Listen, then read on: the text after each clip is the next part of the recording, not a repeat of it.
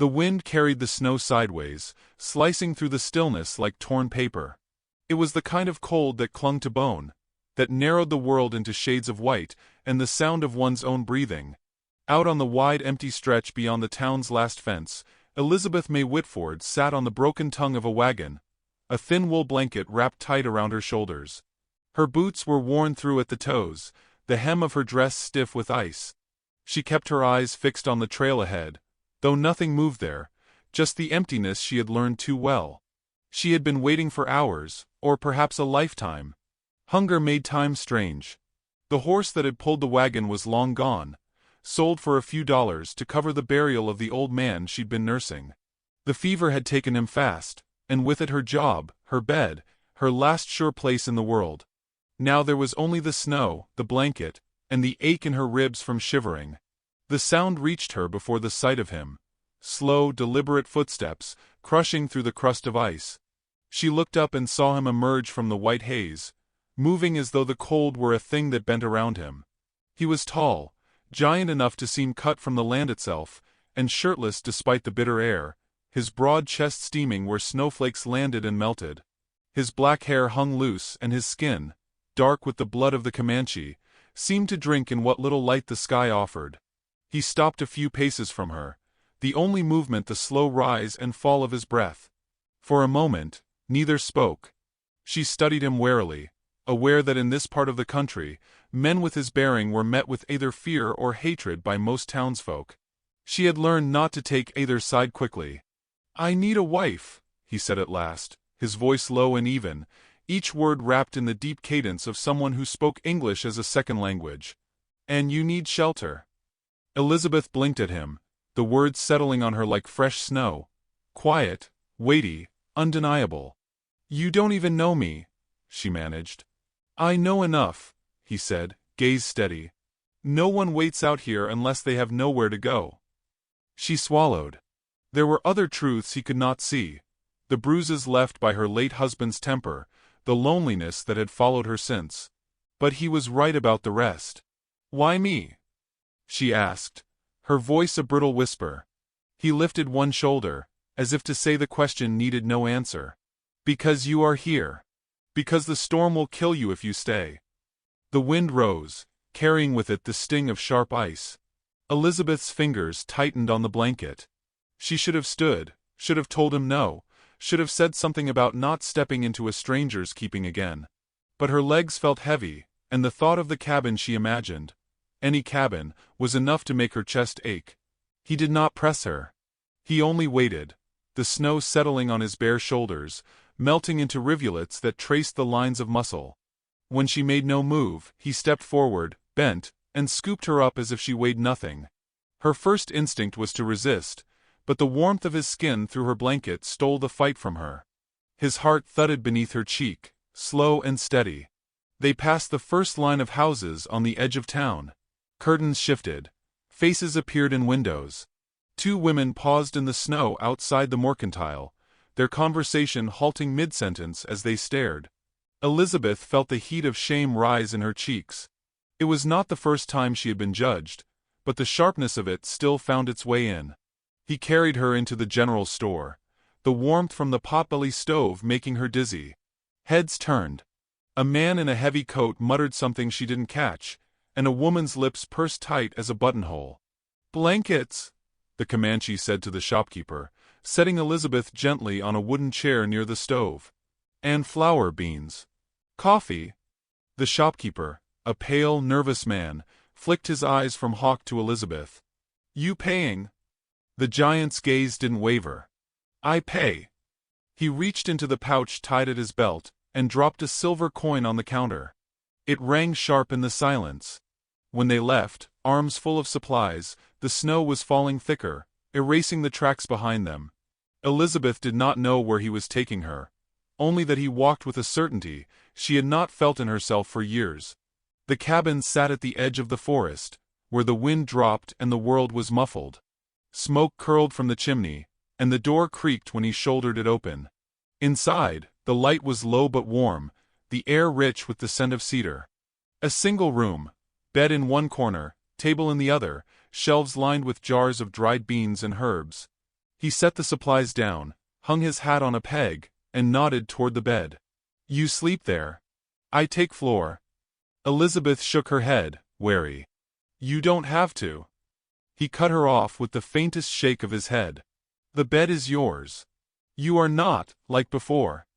He didn't look at her when he said it, as though he had seen enough women in trouble to guess at their histories. She stood awkwardly near the fire, letting the heat sink into her bones. He moved quietly, adding wood to the flames, pouring water into a kettle. Every motion was deliberate, unhurried, like a man who did not need to fill silence with words. Outside, the wind rattled the shutters. Inside, the only sound was the soft hiss of the fire, and the occasional shift of the logs. Elizabeth wrapped the blanket tighter, feeling the weight of the day settle on her. She should have been afraid. This man was a stranger, his world not hers, the offer too sudden, too bare. But fear felt distant, replaced by a deep, unfamiliar stillness. When he finally spoke again, it was almost an afterthought. My name is Hawk. She nodded. Elizabeth. He inclined his head slightly, as though committing it to memory. Later, when she lay beneath the quilt, staring at the rafters, she thought of the snow still falling outside, erasing her tracks from the wagon to here. It was as if the land itself was willing her to begin again. By the fire, Hawk sat with his back against the wall, long legs stretched out, head tipped back. His eyes were closed, but she knew he was not asleep. The quiet between them was not empty, it was a thing that held. She didn't know if she had been rescued or traded, if tomorrow would bring safety, or something else entirely. But as the wind pressed against the cabin walls, she realized she was warm, and for tonight that was enough. The storm deepened, and the world outside faded into white. Inside, the fire burned low, and neither of them spoke. It was the kind of silence that might carry them into another life, or back into the one they'd both been running from. The choice, though she didn't yet know it, would come sooner than she thought. Morning came without fanfare, the pale light of winter seeping in through the small square window above the bed. Elizabeth stirred beneath the quilt, her breath ghosting in the cold air. The fire had burned low in the night, and the cabin held the chill like an unspoken reminder that warmth was never a thing to take for granted. She could hear movement, a steady rhythm of footsteps and the muted thud of wood against wood. When she sat up, she saw Hawk outside through the frost-laced glass, splitting logs in the snow. His hair was tied back now, black as the crow feathers he wore in his hat, and his bare forearms flexed with each swing of the axe. The steam of his breath rose with the wood chips. He moved with a kind of deliberate economy, as though every task deserved the full weight of his attention. She dressed quickly, pulling her threadbare shawl tighter around her shoulders before stepping out. The snow crunched underfoot, and he looked up only briefly, handing her a smaller piece of wood. Inside, he said simply. For the stove. The cabin, she was learning, was a place between worlds. The roof beams were hewn from pine, rough and unpolished, yet the doorframe bore the carved patterns of his people, curving lines like wind over water. There was a single table, worn smooth from use, and shelves lined with both tinware and bundles of dried herbs tied with rawhide. It was not just a shelter, it was the shape of a man's life. He showed her where the water bucket sat by the door, the surface frozen solid. Break it each morning, he told her, handing her the wooden mallet. She chipped away until the ice cracked and floated in jagged pieces, the water beneath shockingly clear. The day unfolded in quiet tasks.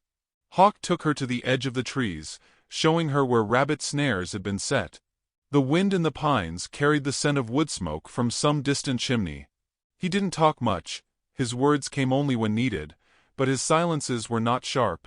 They were more like the pause between breaths. When they returned, she found herself studying the way he set each tool back in its place, the way his boots were left by the door in a neat line. There was order in his world, even here at the far edge of town. That afternoon, a knock came, soft but firm. Hawk opened the door to an older man with long braids threaded in silver, a blanket draped over his shoulders. His face was weathered like the land, his eyes dark and assessing. He spoke first in Comanche, his voice low. Hawk answered in the same tongue, their words like the rustle of leaves in wind. Elizabeth stood near the table, not understanding the language but feeling the weight of it. The elder's gaze turned to her, steady and measuring. There was no hostility in it, but no warmth either, just the question of what she was doing here. "This is Silas Crowfoot," Hawk said after a moment, his voice translating what the older man did not. "My uncle." Elizabeth nodded politely. "How do you do, sir?" Silas said nothing, only inclined his head slightly before returning his attention to Hawk. After a few more quiet exchanges, the elder stepped back into the snow, his figure fading into the white like smoke. When Hawk closed the door, Elizabeth asked, "Does he approve?"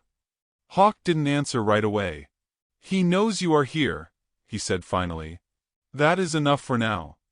The meaning in that settled between them, not entirely comforting.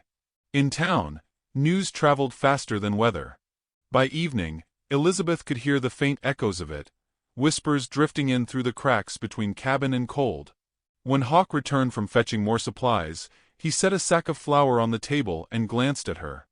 "They talk," he said flatly, as though it were nothing new.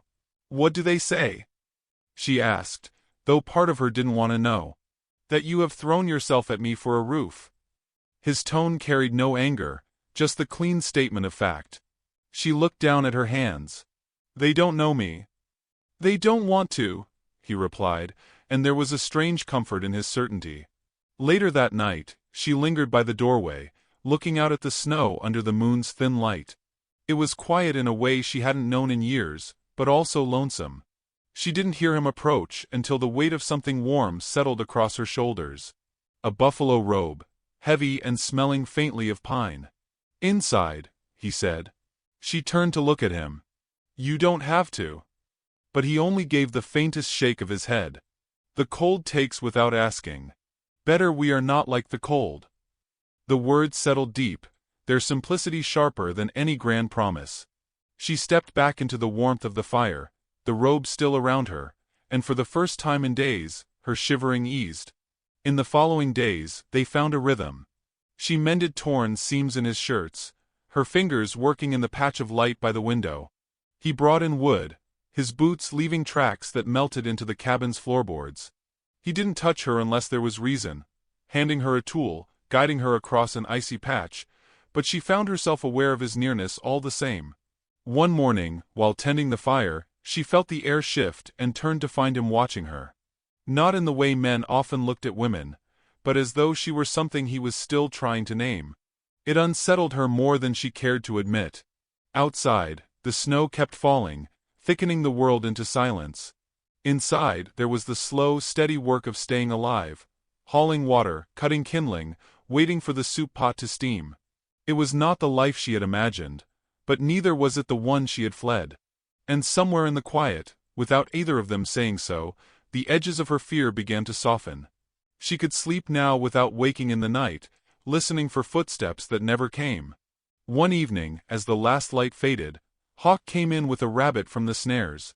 He handed it to her without a word, and she took it, understanding more than she would have a week ago. It was a trade, a trust, and in its own way, a kind of offering. When she skinned it by the fire, his eyes followed her hands, not with suspicion, but with a quiet kind of respect. The cabin smelled of wood smoke and the sharp tang of fresh meat, and outside, the snow kept its patient fall. By the time the meal was done, they ate in a silence that was not empty, but full of things not yet said. And when she looked across the table at him, the shadows of the fire cutting across his face, she realized she no longer felt like a stranger in this place. Still, she knew the world beyond the trees would not let them remain untouched for long. The whispers in town had a way of turning into something sharper, and she could see in Hawk's stillness that he expected it. That night, as she lay beneath the quilt, she listened to the steady sound of him moving about the cabin, banking the fire, checking the latch on the door. It was a sound she could grow used to. But comfort, she knew, was as fragile as thin ice. And the world had a way of testing what you thought you could hold. The thaw never came. Weeks of snow packed the ground hard as iron, and the sky stayed the color of cold tin. Elizabeth had learned the rhythm of the cabin, the way Hawk rose before light to check the snares, how he brought in enough wood each morning to keep the stove humming until dusk, how he spoke little but watched much. She had grown used to the sound of his boots on the floorboards, the low rasp of his voice when he did speak. Yet outside their quiet circle, the air was changing. It began the day Mrs. Lydia Crane came to the cabin door. The old midwife stood there with her wool scarf pulled up to her nose, snow dusting her shoulders. "The Sutton girl's time has come," she said without preamble. "And the midwife's down sick with the lung fever. You've a nurse's hands, Elizabeth May. Will you come?" Elizabeth didn't glance at Hawk for permission. She only nodded, grabbed her shawl, and followed Lydia into the brittle air. Hawk said nothing, but his eyes tracked her until she disappeared into the snow. The Sutton baby was born just after noon, a red-faced, squalling boy, healthy despite the bitter cold. Elizabeth worked in silence, her hands steady, her voice low as she soothed the young mother. By the time she stepped back outside, the sun was pale and low, and word of her work had already begun to scatter through town like seed on the wind. For a day, there was a fragile kind of respect. Nods from men who would not meet her gaze before, a murmured thank you from Mrs. Sutton's sister. But just as quickly, the warmth curdled. It wasn't the gratitude that lingered. It was the sight of her returning each evening to the cabin at the edge of town, the one that belonged to the shirtless Comanche, who carried her in from the snow. The shift was small at first. Averted eyes. A hand lingering too long on a shop door, so she had to wait outside in the cold. Then came the whispers she could hear without trying. 2 days later, she walked into the trading post alone, intent on buying lamp oil. The air inside was thick with the smell of leather and tobacco. A group of ranch hands lounged near the stove, their voices low until she stepped through the door. "Well, look who's come down from the fort," one of them drawled, eyes narrowing. "The Comanche's white prize." A laugh rippled through the group. Another man stepped just enough into her path that she had to pause. "You must be worth something," he said, "for him to keep you out there in the snow." Elizabeth tightened her grip on the coin in her pocket, willing her voice not to shake. "Excuse me." They didn't move. Not right away. The silence stretched, and she felt the old helplessness press in, until it broke. The door opened behind her, and the temperature in the room seemed to shift. Hawk stepped inside, filling the space without raising his voice or his hands. Snow clung to his hair, melted along the collar of his coat. He said nothing, only stood there, his eyes fixed on the man blocking her way. 1 heartbeat. 2. The man stepped aside. The others found sudden interest in the floorboards. Hawk did not look at them again. He took the lamp oil from the counter, set his coin down, and placed the tin in Elizabeth's hands before guiding her out into the cold. Neither of them spoke on the walk back. But that night, after the fire was lit and the wind pressed against the cabin walls, Hawk poured a steaming mug and set it in front of her. "They do not touch what is mine to protect," he said, his voice even. She stared into the dark surface of the drink, unsure how to answer. Her hands tightened around the mug, drawing its heat into her fingers. The next morning, the storm came in earnest. Snow drove sideways past the window, and the cabin groaned under the weight of the wind. Hawk stayed inside, mending a broken strap, while she sorted through the stores in the pantry. By afternoon, the world outside had turned to a white blur. She tried to busy herself, boiling water, grinding cornmeal, but the walls felt closer, the air thick with unspoken things. Hawk's gaze followed her sometimes, not invasive, just steady, as though he were studying something he didn't want to disturb. That evening, she asked him about the carved lines in the doorframe. His answer came slow, his English deliberate. "Wind and water. They move the land, but they cannot take it away. My mother's father cut them." She traced the grooves with her fingers, feeling the depth of each cut. He watched her, the faintest flicker of approval in his eyes. The storm held them there for 2 more days. In that time she learned the way he sharpened his knife, long, even strokes on the stone, and the way his hands were careful with small things, like her chipped teacup. She learned that he could sit for an hour without speaking, and make it feel as though silence were a shared blanket. On the 3rd day, the sky cleared, and the snow lay deep and clean around the cabin. Hawk took her outside to check the snares. Their hands brushed when they lifted a caught rabbit from the line, and neither of them pulled away too quickly. Back at the cabin, while she worked by the fire, she caught sight of movement down the trail. A small cluster of figures, barely visible against the white. She went to the window, frowning. Hawk joined her, his jaw tightening. "Men from town," he said. She recognized one of them, the man from the trading post who had stood in her way. They didn't approach the cabin, only stood at a distance, talking among themselves before turning back toward town. It was nothing, and yet it wasn't. The air in the cabin felt different after they were gone. Hawk said nothing, but he checked the rifle by the door before night fell. The quiet between them that evening was heavier, edged with something neither wanted to name. Outside, the wind began to rise again, and Elizabeth found herself listening for footsteps in the snow.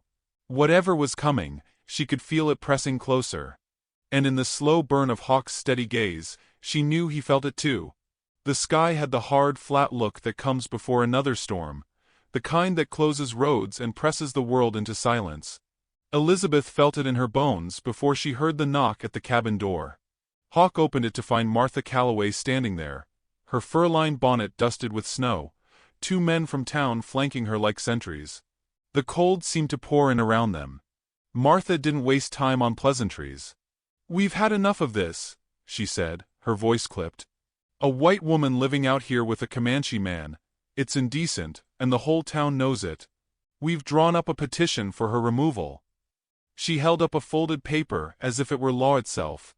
"Sign it, or we'll see it taken to the sheriff." Hawk didn't reach for the paper. He stood in the doorway, blocking the wind, his expression unreadable. "She stays here," he said simply. Martha's eyes flicked to Elizabeth. "You think this is kindness? You'll end up trapped again, girl. You'll never be welcome in town, not as long as you stay." The words landed sharp, cutting through Elizabeth's ribs. Hawk's gaze shifted to her then, searching her face for something she wasn't sure she could give. He stepped aside, just enough to let her pass if she chose to go. "If you want to leave," he said quietly, "I will take you anywhere you wish. Now, before they turn ugly." The offer struck deeper than the insult. No one had ever given her a way out without strings, without debt to be paid later. She looked at Martha, whose eyes held triumph like a coal ready to flare. She looked at the men beside her, who saw her as an object to be removed, not a person to be asked. Then she looked at Hawk, silent, steady, the kind of man who would carry her miles through snow if she asked. "I've had enough of leaving," she said, her voice low but unshaking. "I'm staying." Something flickered in Hawk's eyes, brief but bright, before he closed the door. The wind rattled it in its frame, as though trying to come inside. They didn't speak for a long while. Hawk moved through the cabin, checking the rifle, stacking wood higher by the stove, pulling down the heavy buffalo robes from the wall. His movements were calm, but there was a watchfulness in them, as though he expected the night to bring more than snow. Outside, the light dimmed to the blue of deep winter. Elizabeth helped him fill the water bucket, her hands raw from the cold. The air between them had changed. There was no question of sides now, only the unspoken fact that they were standing on the same one. As the wind picked up, he showed her how to wedge a strip of cloth along the door to keep the draft out. His fingers brushed hers, lingering a moment longer than the task required. "You know," she said quietly, "they'll be back." "Yes." He didn't look at her, but the corner of his mouth tightened. "We'll be ready." When night came, the storm rode in with it. Snow swept against the windows in restless waves, and the shutters shuddered in their hinges. Elizabeth ladled soup into 2 bowls, setting one in front of him. They ate in silence, the fire's light turning the room gold. Later, as she stitched a tear in his coat, she caught him watching her. Not with the guarded curiosity of before, but with something steadier, something that felt like it had been there all along, waiting for her to see it. A sound from outside broke the moment, a faint crunch of boots on packed snow. Hawk set his cup down without a word and crossed to the door, easing it open just enough to look out. Through the narrow gap, Elizabeth saw shapes in the swirling white. 6 men, rifles slung over their shoulders, moving slowly toward the cabin. "They've come," Hawk said, his voice flat. Elizabeth felt the heat drain from her hands, leaving them cold even in the fire's glow. "What will you do?" "What is needed?" he replied, and there was no bravado in it, only truth.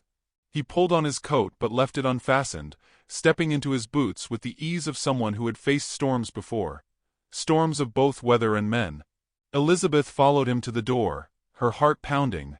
When he stepped outside, the snow caught in his hair and clung to his shoulders, the lamplight from the cabin making steam rise faintly from his breath. He didn't shout, didn't lift his weapon. He stood there, a dark figure in the white, waiting as the men closed in. Elizabeth stayed in the doorway, the warmth at her back, the cold biting her cheeks. She knew this was the moment that would decide what came next, whether the small, hard-earned safety they built would hold, or whether it would be crushed under the weight of the town's judgment. Hawk glanced back at her once, just long enough for her to see that he was ready to stand in front of her, for as long as it took. Then he faced the men again, silent as the snow, unmovable as the pines in the wind. The night seemed to draw tighter around them, holding its breath for what would happen next. The men halted in a loose half-circle, their boots sinking into the drifted snow. The wind hissed between them, carrying the faint clink of metal and the muffled creak of leather straps. Hawk stood unmoving, broad shoulders squared, the storm lifting his hair from his brow. Elizabeth could see the tension in their stances, the way their fingers hovered close to rifle stocks, though no one yet dared to raise a barrel. The leader, broad-chested, with a red scarf knotted at his throat, stepped forward. "We've come for the woman," he said, voice cutting against the wind. "She's not safe here, not with you. You give her over, and there's no trouble." Hawk's answer was a slow shake of his head. He didn't speak. The refusal lived in the way he stood, in the rooted stillness of his body. The man's jaw tightened. "You think you can stand against the town?" "I stand against harm," Hawk said at last, his voice carrying low but clear. From the doorway, Elizabeth's fingers clenched around the frame. The men were watching him, but she could feel their eyes drifting toward her, weighing her like something to be taken. She knew if she let him fight for her alone, the story would never be hers. It would always be told as the Comanche who held a white woman against her will. She stepped down into the snow, the cold biting instantly through her boots. The wind tore at her hair, sent it streaming across her face. Hawk's eyes flicked to her, a brief warning, but she moved until she stood beside him. "You want to know if I'm here against my will?" she said, her voice cutting through the air sharper than she expected. "I'm not. I chose to be here. I choose it still." There was a flicker among the men, confusion, then discomfort. One shifted his weight, another looked away toward the trees. The red-scarfed leader sneered. "You'll regret this when winter turns hard." Elizabeth took a breath that stung her lungs. "Winter's already hard," she said. "But I'd rather face it with a man who's shown me more honor than I've seen in years than go back to a town that measures a woman's worth by who she stands beside." The silence that followed was heavier than the wind. Even the snow seemed to fall slower. One of the younger men muttered, "Let's go." But the leader stayed where he was, pride holding him fast. He looked at Hawk, measuring something that didn't have to do with size or strength. In the end, he spit into the snow and turned, motioning the others back. Their shapes blurred into the white, swallowed by distance. Only when they were gone did Hawk turn toward Elizabeth.